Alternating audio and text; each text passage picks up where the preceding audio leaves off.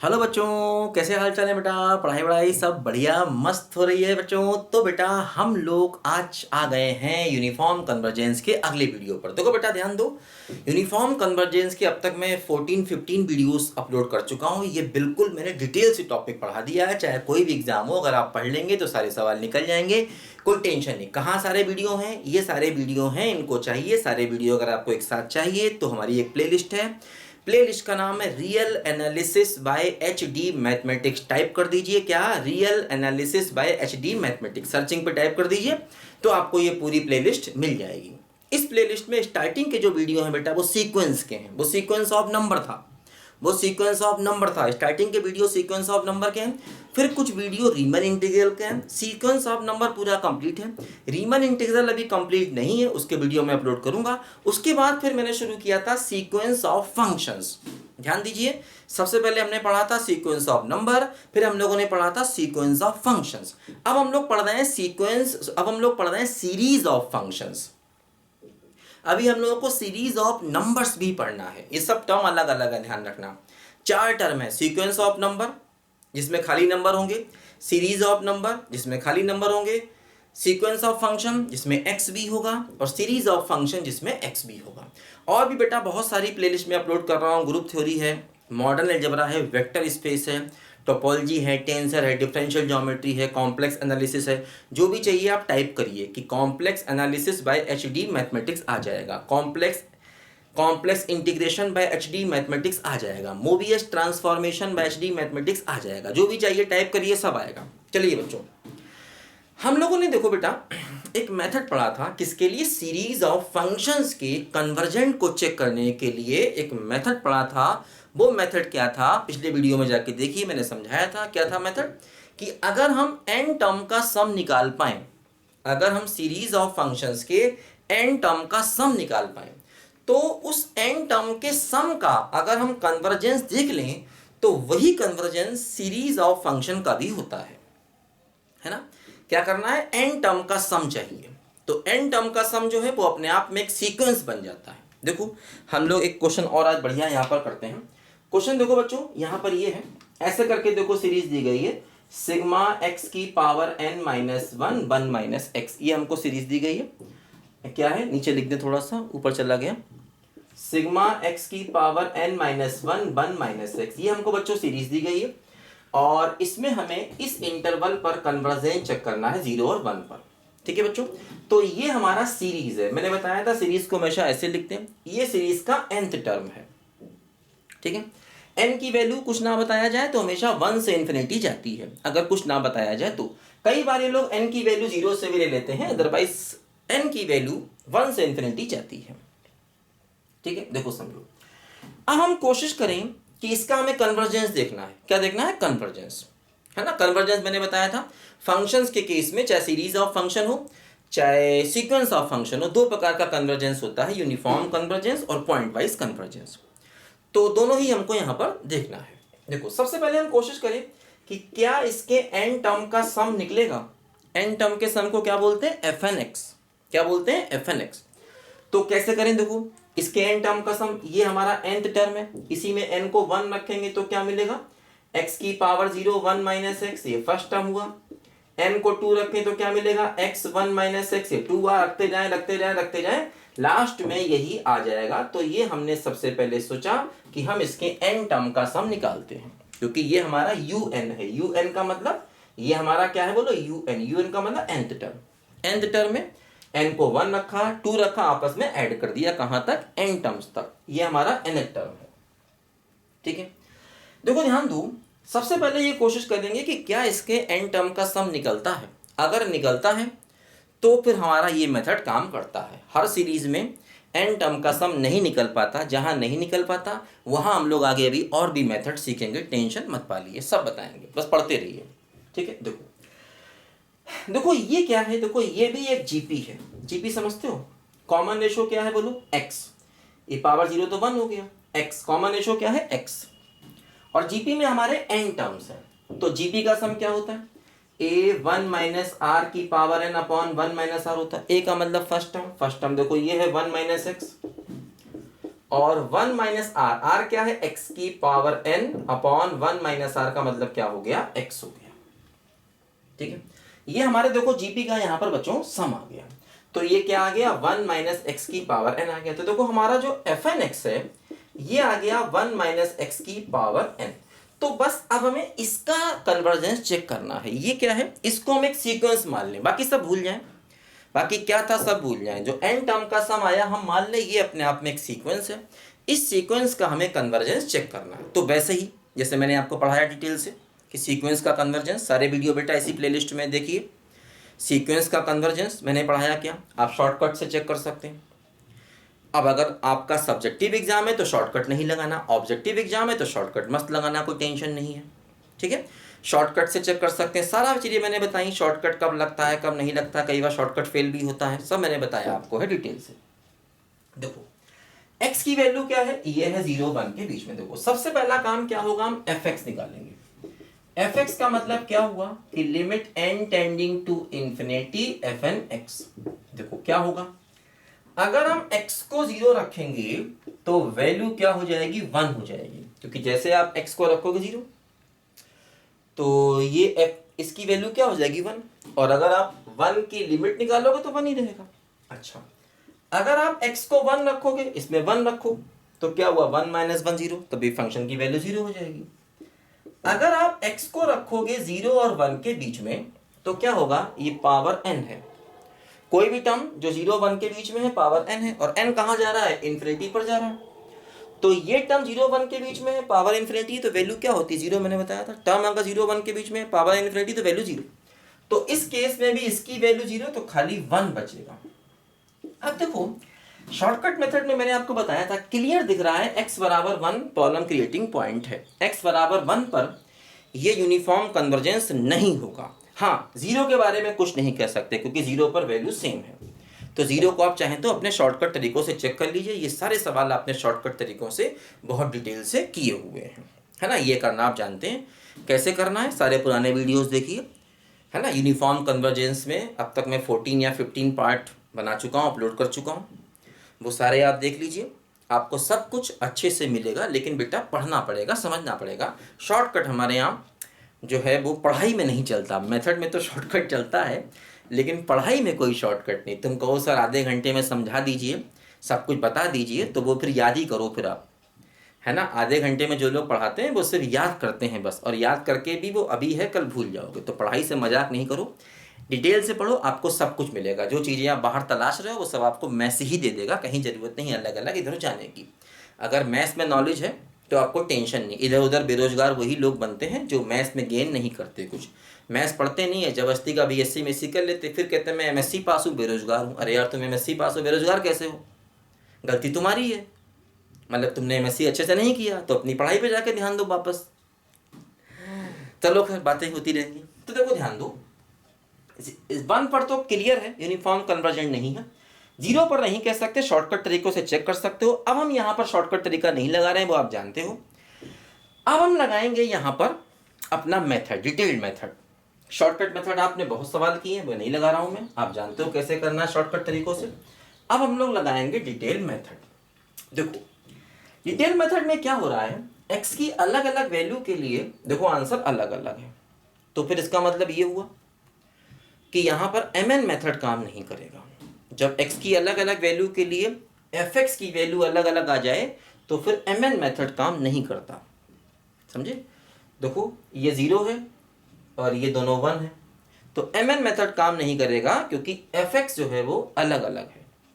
क्या लगाना पड़ेगा, डेफिनेशन लगानी पड़ेगी। देखो डेफिनेशन क्या कहती है मॉड ऑफ fn(x), बात समझे ना। शॉर्टकट तरीकों से तो आप इसे कर ही सकते हो, ऐसे कितने सवाल हम लोगों ने शॉर्टकट तरीके से किए हैं। मैंने आपको कम से कम 25-30 सवाल तो कराए थे अलग अलग टाइप के शॉर्टकट से, ये सब आप उससे निकाल सकते हो, है ना।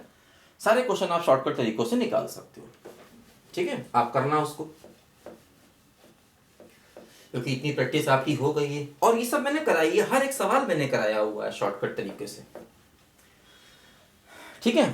तो fn(x) वही काम करता है जो सीक्वेंस का nth टर्म होता है। यहाँ पर fn(x) क्या है, n टर्म का सम, और ये बिल्कुल एग्जैक्टली वही काम करता है जो कि आपके सीक्वेंस में nth टर्म करता है। ये बात ध्यान रखना। देखो क्या होगा, एफ एन एक्स क्या था, मॉड ऑफ 1 माइनस एक्स की पावर n था एफ एन एक्स। ठीक, एफ एक्स क्या है, अब जैसे यहाँ तो 0 यहाँ 1 है, तो जो बड़े इंटरवल के लिए वैल्यू है वो लेनी है ना। जैसे ये 0 1 के बीच में बहुत बड़ा गैप है, इनफाइनाइट पॉइंट है, 0 1 के बीच में इनफाइनाइट रियल नंबर है, ध्यान रखना।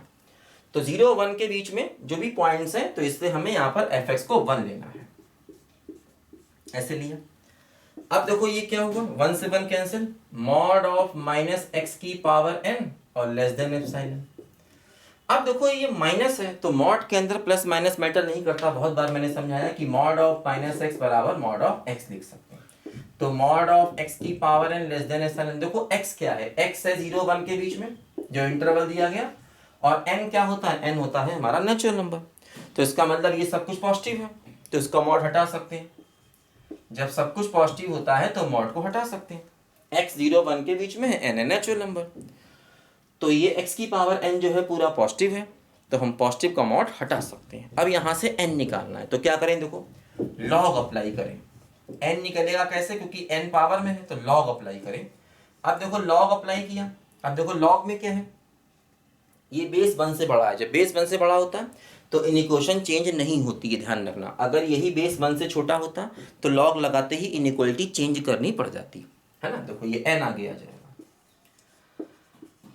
अब देखो जरा समझो ध्यान से, ऐसा भी क्वेश्चन में आपको, ये सब भी मैं करा चुका हूं आपको, इसके बाद आप आसानी से कर लोगे, ये सब आपने किया हुआ है पहले भी। देखो अब देखो जो log x है इससे डिवाइड करना है। देखो समझो, चूंकि x 0 और 1 के बीच में है, तो जो log x होगा ना, इसकी वैल्यू निगेटिव होगी। बहुत इंपॉर्टेंट, ये बात मैं पहले ही बता चुका हूं। जो बच्चे सारे वीडियो पढ़ रहे हैं वे ये सब सवाल आसानी से कर लेंगे, क्योंकि x जब 0 1 के बीच में होता है और log का बेस 1 से बड़ा होता है तो इसकी वैल्यू निगेटिव होती है। और जब आप log x से डिवाइड करोगे, चूंकि log x निगेटिव है, तो निगेटिव नंबर से डिवाइड करने पर इनइक्वालिटी बदलती है, तो ये ग्रेटर हो जाएगा, लेस से ग्रेटर, क्योंकि निगेटिव नंबर क्या है, log x कैसा है, निगेटिव वैल्यू है। क्यों निगेटिव है, क्योंकि x 0 1 के बीच में है, इसलिए। तो जब आप निगेटिव से डिवाइड करोगे इनइक्वालिटी चेंज होगी। अब देखो हमें देखना है कि क्या ये टर्म, ये वैल्यू फाइनाइट है। x क्या है 0 1 के बीच में, देखो अगर हम x को 0 रखें तो log 0 क्या होगा, log 0 होगा माइनस इंफिनिटी, तो कांस्टेंट अपॉन इंफिनिटी क्या हो जाएगा, 0। तो n ग्रेटर देन 0 ये पॉसिबल है, ये फाइनाइट हो गया, तो हमें n नॉट मिल जाएगा, क्योंकि हमें n नॉट सर्च करना होता है। यहाँ पर याद है आपको, ये मेथड मैं सिखा चुका हूँ बेटा, पुराने सारे वीडियोस देखिए, स्टार्टिंग से पढ़िए, सब कुछ समझ में आएगा। बीच बीच में पढ़ेंगे तो फिर बहुत मुश्किल है चीज़ों का समझना।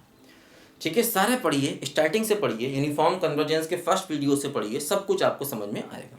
देखो तो इसका मतलब n नॉट कुछ भी हो सकता है, n नॉट को 1 2 3, क्योंकि n नॉट जो है वो ये जो वैल्यू आती है पूरी, इससे कुछ बड़ा होना चाहिए, क्योंकि जब ये माइनस इन्फिनिटी हो गया तो कांस्टेंट अपॉन माइनस इन्फिनिटी क्या हो गया, 0 हो गया। तो n नॉट को 0 से बड़ा होना चाहिए, है ना। तो n नॉट कुछ भी ले सकते हैं, n नॉट मिल गया तो n भी मिल जाएगा, क्योंकि n जो होता है ना वो n नॉट से बड़ा होना चाहिए। तो हम n नॉट इसमें से कुछ भी ले लें और n भी मिल जाएगा, तो मतलब 0 पर कोई दिक्कत नहीं है। मतलब देखो 0 पर ये यूनिफॉर्म कन्वर्जेंट है, क्योंकि हमें n नॉट मिल रहा है। 0 पर ये यूनिफॉर्म कन्वर्जेंट है, 0 पर यूनिफॉर्म कन्वर्जेंट है, क्योंकि n नॉट मिल रहा है। अच्छा 1 पर देखें, अगर हम x को 1 लेते हैं तो log 1 क्या हो जाएगा, 0, और log 1 0 का मतलब कांस्टेंट अपॉन 0 इन्फिनिटी हो गया, तो n ग्रेटर देन इन्फिनिटी हो गया। अब ये पॉसिबल नहीं, क्योंकि n नॉट जो है ना वो इस नंबर से, देखो ये नंबर इन्फिनिटी आ गया, तो जैसे ही ये नंबर इन्फिनिटी आ गया, अब n नॉट को इन्फिनिटी से बड़ा होना चाहिए, क्योंकि ये जो वैल्यू आती है n नॉट हमेशा उससे बड़ा होना चाहिए। तो n नॉट 0 था यहाँ पर ये वैल्यू, तो n नॉट कुछ भी ले लो, क्योंकि 0 से बड़ा बहुत, और n नॉट हमेशा इंटीजर होता है, ध्यान रखना, पॉजिटिव इंटीजर। तो ये इन्फिनिटी आ रहा है इस केस में, तो जब ये इन्फिनिटी आ रहा है तो n नॉट नहीं मिलेगा, n नॉट नॉट पॉसिबल। और n नॉट नॉट पॉसिबल का मतलब देखो यहाँ पर ये हुआ कि ये 1 पर यूनिफॉर्म कन्वर्जेंट नहीं है, जो मैंने पहले ही बता दिया था। और 0 पर मुझे शक था, 0 पर हमें शॉर्टकट मेथड लगा के चेक कर सकते थे, लेकिन देखो लॉन्ग कट मेथड से भी निकल आया। 0 पर आप शॉर्टकट मेथड लगा के चेक कर सकते थे, शॉर्टकट मेथड लगा के आप जीरो पर चेक कर सकते थे, ये तरीके आपको मालूम है सारे, और मैंने लॉन्ग कट मेथड लगाया तुम्हें सिखाने के लिए, ठीक है ना। तो इसका मतलब जीरो पर यूनिफॉर्म कन्वर्जेंट ये है, वन पर यूनिफॉर्म कन्वर्जेंट नहीं है, तो इसलिए पूरे इंटरवल पर भी यूनिफॉर्म नहीं होगा, नॉट यूनिफॉर्म, है ना। क्योंकि पूरे इंटरवल पर अगर हमें देखना है तो पूरे पर ये यूनिफॉर्म नहीं होगा, क्योंकि जीरो पर ये यूनिफॉर्म था लेकिन वन पर ये यूनिफॉर्म नहीं था, इसलिए ये पूरे इंटरवल पर भी यूनिफॉर्म नहीं है ना, क्योंकि वन पर दिक्कत हो रही है ना, नॉट यूनिफॉर्म। और हाँ, पॉइंट वाइज तो है, पॉइंट वाइज तो कन्वर्जेंट है, इसमें तो कोई शक वाली बात ही नहीं। तो ये बच्चों हम लोगों ने डेफिनेशन वाले मेथड से क्वेश्चन को कर दिया, क्योंकि हमें एफ एन एक्स को देखना था। एफ एन एक्स क्या था, सम था। तो जब सम निकल आए तो ये सवाल बिल्कुल अपने वही सीक्वेंस वाले सवाल में कन्वर्ट हो जाता है, जब एन टर्म का सम निकल आए तब।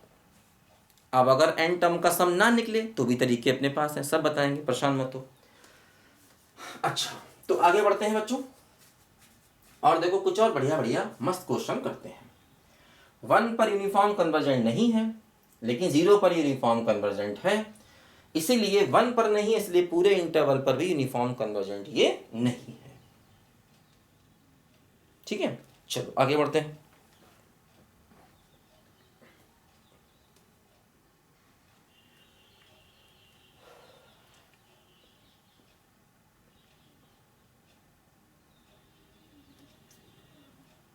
ठीक है, मिटाते हैं। देखो,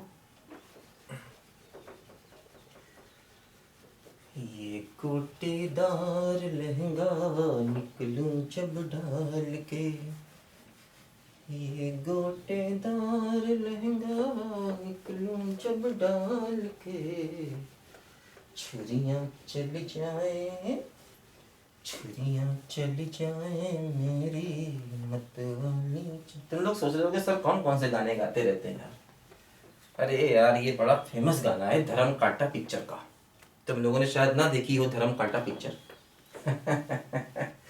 जब मैं छोटा था तो ये पिक्चर आई थी और वीडियो पर चला करती थी, पहले वीडियो चला करते थे, वीडियो वीसीआर वीसीपी ये सब चला करते थे पहले। एक के घर पे वीडियो होता था ना, पूरा मोहल्ला इकट्ठा होता था, कहते हैं वीडियो चल रहा है, कौन सी चल रही, एक धर्म कांटा चल, रात भर में 3 पिक्चर चला करती थी। तुमने ये एटमॉस्फेयर नहीं देखा, तुम तो टीवी पर खोलते हो, दिन भर पिक्चरें आती रहती, 24 घंटे आती रहती हैं। एक एक पिक्चर के लिए हम लोग महीने महीने भर इंतजार करते थे कि अरे यार उसके घर जो है वो संडे को भाई साहब वीडियो चलेगा, 3 चलेंगी, 3 पूरे मोहल्ले में शोर। 3 कौन कौन सी, धर्म कांटा, शोले और गिरफ्तार, ये पिक्चरें बहुत चला करती थी। नदिया के पार, ये पिक्चरें वीडियो पर इतना चलती थी। तो ये धर्म कांटा पिक्चर का गाना है, हालांकि गाने के जो वर्ड्स हैं वो ठीक नहीं हैं, लेकिन धुन तो बड़ी अच्छी है। कई बार अभी शादी वादियों में जाओ तो कुछ पुराने लोग इस गाने की फरमाइश करते हैं कि भाई डीजे पे ये गाना बजाइए, ये गोटेदार लहंगा निकलूं जब डाल के, पर छुरियां चल जाएं मेरी मतवाली चाल पे। चलो खैर, अब यहाँ तो बेटा सवालों की जरा चाल देख लें, बाकी तो फिर चाल वाल सब ऐसे ही है मामला। देखो, ये हमारे पास एक बेटा सीरीज है। देखो, सीरीज को हम सिग्मा लगा के लिखते हैं, इसका मतलब सीरीज है। ऊपर चला गया क्या, ऊपर चला गया, चलो नीचे लिखते हैं थोड़ा सा। Sigma x upon n into n plus 1 ये सीरीज है। n की वैल्यू ना दी जाए तब भी वो 1 से इन्फिनिटी ही जाती है। ये सीरीज दी गई है बच्चों, और हमें देखो इस सीरीज का इंटरवल दिया गया है 0 से लेकर के k, और k क्या है, कोई पॉजिटिव वैल्यू है, 0 पर क्लोज है, k पर भी क्लोज है, k कोई पॉजिटिव वैल्यू है ना। ये बच्चों सीरीज है ना। तो सीरीज का ये हमारा nth टर्म है क्या, un क्या है, x upon n into n plus 1। देखिए कोशिश करें, क्या इसके n टर्म का सम निकलेगा, fn(x) निकालें। fn(x) क्या होगा, fn(x) क्या होता है, u1 u2 u3 से लेकर के un तक। ठीक है, तो देखो u1 का मतलब n को 1 रखो तो क्या होगा, x अपॉन 1 इंटू 2, n को 2 रखो तो x अपॉन 2 इंटू 3 रखो, x अपॉन 3 इंटू 4, और n रखो तो x upon n into n plus 1, ये हुआ। अब देखो बच्चों, इसका सम निकालना है। अब थोड़ा सा बेटा पुरानी चीज़ें आनी चाहिए। इस टाइप की सीरीज का सम निकालना तुमने 11 क्लास में पढ़ा होगा। 11 क्लास में एक सीरीज एंड सीक्वेंस टॉपिक हुआ करता था। तो वहाँ पर हम लोग पार्शियल फ्रैक्शन करके इसका सम निकाला करते थे। ये मेथड होता था सम निकालने का। पुराने बेसिक बेटा देखो कहीं भी काम आ सकते हैं, तो मैं तुमको बता देता हूँ। देखो कैसे सम निकालते हैं, समझो। देखो ऐसा ना, x तो कॉमन ले लो सबसे, x तो सभी में है, 1/1 इंटू 2। अब आप इस सीरीज का सम निकाल लीजिए, इस सीरीज का अब आप सम निकाल लीजिए, है ना। देखो ये है ना, इसका सम निकालना है। देखो तरीका क्या होता था, ये इसका nth टर्म है tn, 1/n इंटू n+1। हम लोग क्या करते थे, इसके पार्शियल फ्रैक्शन करते थे। पार्शियल फ्रैक्शन करना जानते हो? जानते होगे, इतनी बातें तो आप जानते ही हो। देखो कैसे करते हैं, मैं आपको शॉर्टकट तरीका बताता हूँ पार्शियल फ्रैक्शन का। देखो कैसे होता है, n है यहां लिखो, n+1 यहां लिखो। जैसे n को रखो 0, इस वाले टर्म को 0 करो, और n की वैल्यू 0, इसको छोड़कर रखो पूरे में, तो क्या होगा 1/0+1, तो 1/1 यानी कि 1। अब ये है, इसको 0 किया, अगर आप इसको 0 करोगे तो n क्या आएगा -1, तो n को -1 रखो इसको छोड़कर, क्योंकि इसी को 0 किया तो यहां इसको छोड़ दो, तो n की वैल्यू -1 इसको छोड़ के रखो, तो 1/-1 यानी कि -1 हो जाएगी ना भाई। देखो n की वैल्यू -1 रखो तो 1/-1 यानी कि -1। देखो ये इसके पार्शियल फ्रैक्शन हो गए, सिंपल है। आप अलग अलग करके लिख दो, बीच में माइनस लगा दो, तब भी वही पार्शियल फ्रैक्शन है, ठीक है। तो समझे बच्चों। अब देखो ये tn आ गया, अब हमें n टर्म का सम चाहिए। देखो तरीका क्या होता है, n को पहले 1 रखा, फिर n को 2 रखा, रखते गए, n को 1 2 3 रखते गए, n को 3 रखा, और फिर धीरे धीरे करके लास्ट में हमने इसको n रखा। ये हुआ। अब हम क्या करेंगे, देखो सबका सम। सबका सम का मतलब इन सबका सम, जैसे first term, second term, third term, इन सबका सम। यही तो मतलब है ना, सम के मतलब का यही है। तो क्या होगा, देखो ये माइनस है हाफ, ये प्लस हाफ है, कैंसिल होगा। ये माइनस है, ये प्लस है, कैंसिल होगा। ऐसे ये इससे कैंसिल होगा, ये इससे क्या बचेगा, एक तो 1/1 बचेगा, और ये n+1 बचेगा। तो क्या हुआ, एलसीएम लो, तो n/n+1 इसका सम आया। तो मतलब देखो इस सीरीज का सम ये आया, और x और है, तो x इंटू n/n+1 ये क्या आया, ये हमारा आया fnx, ये हमारा fnx आया। तो देखो सम निकल गया। और जब n टर्म का सम निकल जाता है, तो फिर हम अब इसको एक सीक्वेंस मान के क्वेश्चन यहां पर कर सकते हैं। जैसे n टर्म का सम निकल गया, जब n टर्म का सम निकल गया, तो अब हम इसको एक सीक्वेंस माने, कि माने ये हमारे पास एक सीक्वेंस है, और ये देखें इसका कन्वर्जेंट क्या कहता है, सीक्वेंस का कन्वर्जेंस क्या कहता है। लिखो जरा ध्यान से बच्चों।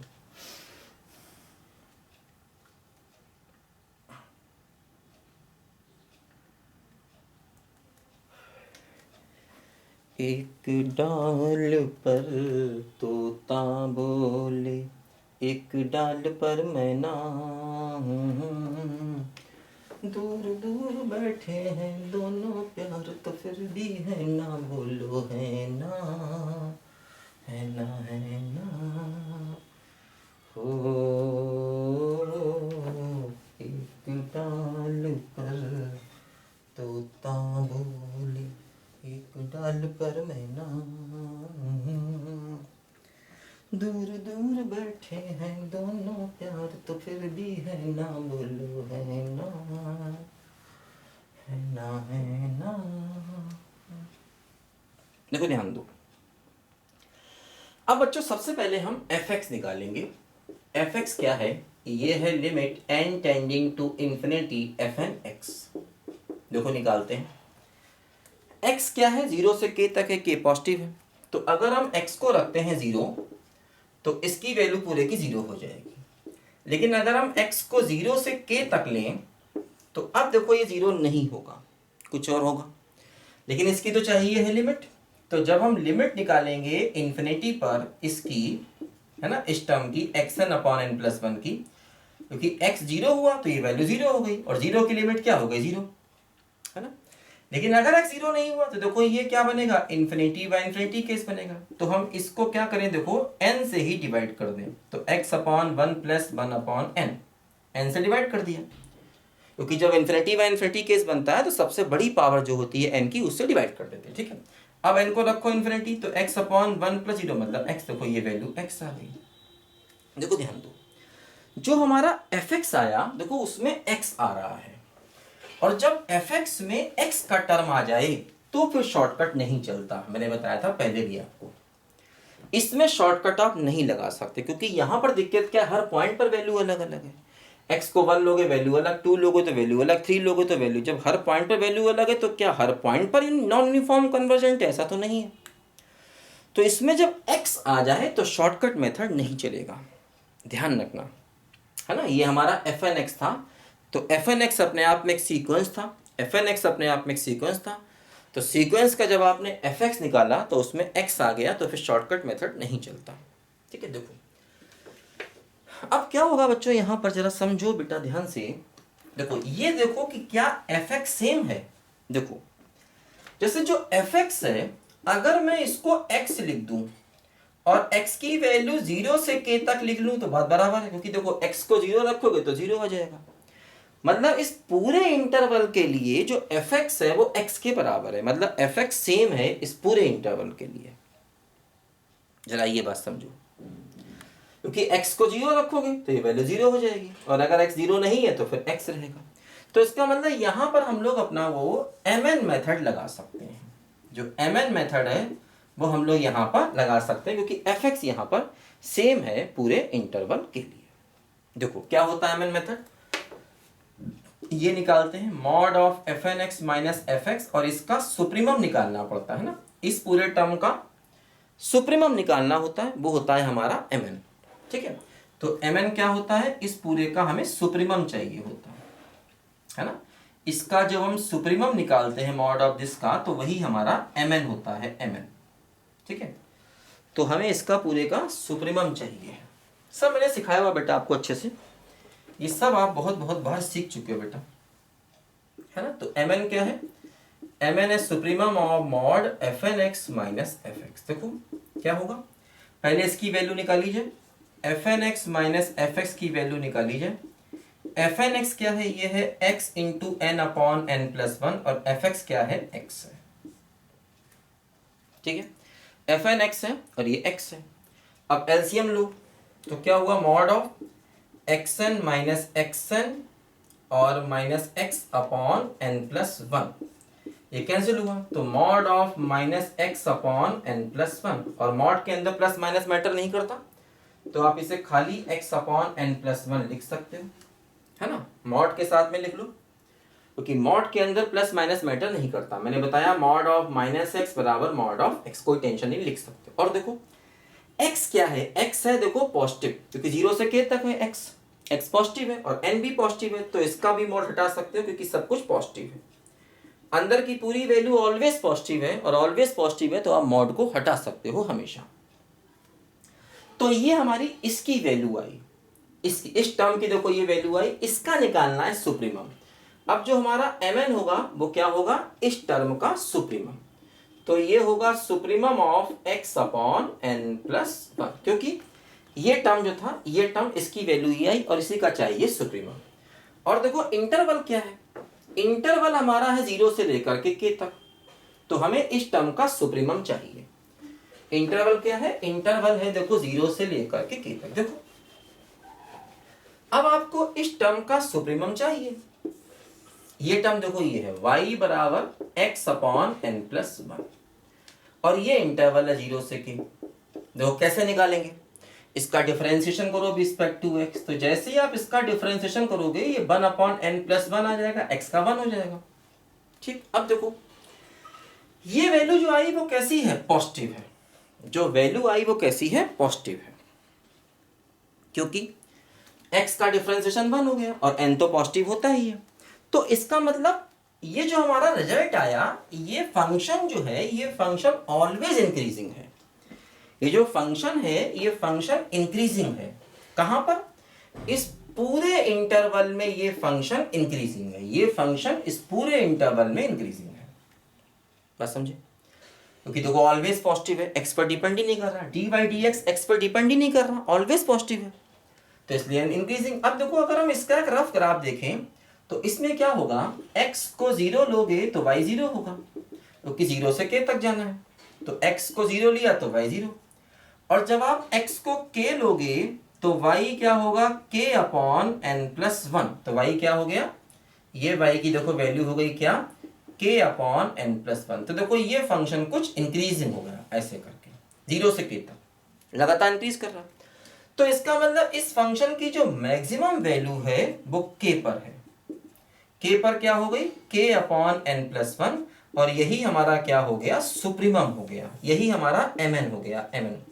क्योंकि जो फंक्शन की उस गिवन इंटरवल में मैक्सिमम वैल्यू होती है वही हमारा सुप्रीमम होता है, वही हमारा mn हो गया।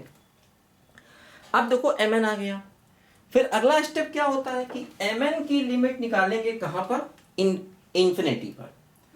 तो जो mn आया है ना, mn, उसकी लिमिट आप कहां निकालेंगे, इंफिनिटी पर। तो अगला स्टेप बच्चों क्या होगा कि हमें जो mn आया है, mn देखो ये mn आया है, इसकी लिमिट निकालो n टेंडिंग टू इंफिनिटी पर। क्या आया, k अपॉन n+1 आया है ना। k कैसा है, पॉजिटिव, तो पॉजिटिव अपॉन इंफिनिटी है ना, तो वैल्यू क्या आ गई, 0 आ गई। इसका मतलब mn की limit n tending to infinity पर 0 है। इसका मतलब ये फंक्शन इस इंटरवल में कैसा है, बोलो, यूनिफॉर्म कन्वर्जेंट है। और सीरीज भी यूनिफॉर्म कन्वर्जेंट होगी, क्योंकि fnx अगर यूनिफॉर्म कन्वर्जेंट है तो सीरीज भी, जो गिवन सीरीज थी, वो इस गिवन इंटरवल में क्या हो जाएगी बच्चों, यूनिफॉर्म कन्वर्जेंट हो जाएगी। बात समझे। देखो अब एक इंटरेस्टिंग बात देखो, जैसे मैं यही क्वेश्चन लेता और देखो इसी में इंटरवल में ऐसे कर देता 0 टू इंफिनिटी, मान लो इंटरवल चेंज करता, के ना करता, के तो पॉजिटिव था। अब देखो अगर मैं इंटरवल ये करता, आप सब कुछ यही करते, तो ये फंक्शन आता। अब ये फंक्शन जो आता y बराबर x अपॉन n+1, ये फंक्शन इस इंटरवल में लेना था। तो इस इंटरवल में जब आप ये फंक्शन लेते तो ये फंक्शन तो ऑलवेज इंक्रीजिंग था, यही तो आया था ना, क्योंकि यहां पर आपने उसको k पर रोक दिया, क्योंकि 0 से k आपका इंटरवल था, और यहां पर आपको इंफिनिटी तक जाना है अगर, तो इसका मतलब इसका मैक्सिमम वैल्यू तो इंफिनिटी हो जाएगा। इसका मतलब जो हमारा सुप्रीमम निकलेगा वो इंफिनिटी निकलेगा। अब अगर सुप्रीमम इंफिनिटी निकलेगा तो n टेंडिंग टू इंफिनिटी पर उसकी लिमिट भी इंफिनिटी होगी। इसका मतलब फिर वो यूनिफॉर्म कन्वर्जेंट नहीं रहता, क्योंकि mn अगर इंफिनिटी आ गया, क्योंकि हमें इंफिनिटी mn की लिमिट लेनी होती है इंफिनिटी पर, और वो लिमिट 0 आना चाहिए।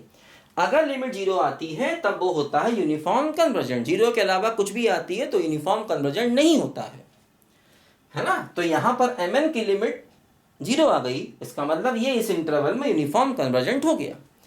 लेकिन अगर आप इंटरवल ये ले लेते, k की जगह आप इंफिनिटी कर देते, तो चूंकि ये फंक्शन तो आपका ऑलवेज इंक्रीजिंग था, आपने देखा था सब कुछ ऐसे ही होता, बस लास्ट में देखो इस इंटरवल को देखना पड़ता, तो इंटरवल अब ये है। तो इसका मतलब जब ये फंक्शन इंफिनिटी पर जा रहा था तो इसका सुप्रीमम इंफिनिटी हो जाता, तो इसका मतलब mn की वैल्यू भी इंफिनिटी हो जाती, और अगर mn की वैल्यू इंफिनिटी होती और आप इंफिनिटी की लिमिट लेते तो आंसर भी इंफिनिटी होता। तो इसका मतलब इस इंटरवल में ये फंक्शन यूनिफॉर्म कन्वर्जेंट नहीं होता, इस इंटरवल में ये फंक्शन यूनिफॉर्म कन्वर्जेंट नहीं होता। बस यहीं पर शॉर्टकट मेथड में गलती हो जाएगी। अगर आप शॉर्टकट मेथड लगाओगे तो इस इंटरवल में वो सही आंसर देगा, लेकिन फिर वो यहीं पर गलती कर देगा, क्योंकि वो इस इंटरवल में भी शॉर्टकट मेथड यूनिफॉर्म कन्वर्जेंट बताएगा जो गलत होगा। बस इसीलिए शॉर्टकट मेथड में यही गलती होती है। बात समझे ना। मतलब अगर x आ रहा है, fn(x) में x आ रहा है, तो शॉर्टकट मेथड 95% केसेस में सही आंसर देगा। लेकिन फिर भी देखो यहां पर गलत कर देगा वो, क्योंकि शॉर्टकट मेथड केवल 0 पर देखेगा, बाकी पॉइंट पर देखेगा नहीं, और वो इस इंटरवल में भी यूनिफॉर्म बताएगा और इस इंटरवल में यूनिफॉर्म बताएगा, जबकि इस इंटरवल में ये यूनिफॉर्म नहीं आ रहा। इसमें तो आ रहा है, इसमें वो सही आंसर देगा, शॉर्टकट मेथड लगाओगे तो इस इंटरवल में सही आंसर दे देगा, लेकिन इस इंटरवल में वो भी फिर यूनिफॉर्म बता देगा जो नहीं है। तो इस इंटरवल में यूनिफॉर्म नहीं है, ये सीरीज केवल पॉइंट वाइज है। इस इंटरवल में ये सीरीज कैसी है, यूनिफॉर्म है, और जो यूनिफॉर्म होता है वो हमेशा पॉइंट वाइज होता है, ध्यान रखना। जो यूनिफॉर्म होता है वो हमेशा ही पॉइंट वाइज भी होता है। तो इस इंटरवल में यूनिफॉर्म भी है, पॉइंट वाइज भी है, और इस इंटरवल में यूनिफॉर्म नहीं है, केवल पॉइंट वाइज है। ठीक है बच्चों। तो ये बेटा हम लोग सीरीज के क्वेश्चन कर रहे हैं, अभी और क्वेश्चन करेंगे, क्योंकि जब तक मैं आपको परफेक्शन पे नहीं डालूंगा मैं टॉपिक नहीं छोड़ूंगा। मैं हर टॉपिक को इतना डिटेल से पढ़ाऊंगा कि आप उसके हर सवाल निकाल लें। 2 सवाल करा के मैं अपनी कहानी खत्म नहीं करूंगा, मैं आपको बहुत डिटेल से पढ़ाऊंगा। आप कोई भी बुक उठाएंगे उसके क्वेश्चन आपसे निकलना ही है। अगर आपके एग्जाम के सिलेबस में वो चीज़ है तो क्वेश्चन छूट नहीं सकता, आप लिख कर ले लीजिए। आप देखिए ना, मैंने 14-15 वीडियो इसके बना दिए। आप देखो जनरली लोग 1 या 2 या 3 वीडियो में इसको ख़त्म कर देते हैं। ये मेथड वो मेथड लिख के लाते हैं, लिख के लाए, देखिए ये मेथड, ये एफएक्स है, ये लेस है, ये ग्रेटर है, सब खत्म कर दिया ऐसे। अरे भाई किताब में तो वैसे भी लिखा हुआ है, लिखा हुआ तो वैसे ही पढ़ लेंगे। ये तो मैंने आपको समझाया ना, अपने तरीक़ों से समझाया। और ये सब मेथड कहीं मिलेंगे नहीं बेटा, ये सब मेथड किताबों में ढूंढने की कोशिश नहीं करना। ये मैंने अपनी मेहनत से बनाए हैं सारी चीज़ें, समझ गए। चलो बच्चों, इस वीडियो में इतना ही, मिलेंगे अगले वीडियो में, तब तक के लिए बाय बाय।